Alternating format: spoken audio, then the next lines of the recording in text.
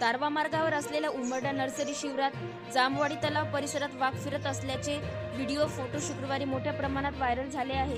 याची माहिती मिळताच वन विभागाचे पथक तत्काळ घटनास्थळी पोहोचले, मात्र तोपर्यंत वाघ उमरडा नर्सरीच्या घन जंगलात निघून गेला। त्यानंतर वाघाचे शनिवारी बोध-बोडण शिवारात दर्शन झाले। काहींनी त्याचा व्हिडिओही काढला आहे। यवतमाळ शहराच्या बाजूने वाघाचे वास्तव्य सातत्याने दिसत आहे, त्यामुळे वाघ नेमका कुठे आहे याबाबतची उत्सुकता आता सर्वसामान्यांनाही लागलेली आहे। प्रमुख रस्त्यावरच वाघ दिसत असल्याने भीतीचे वातावरणही निर्माण झाले आहे।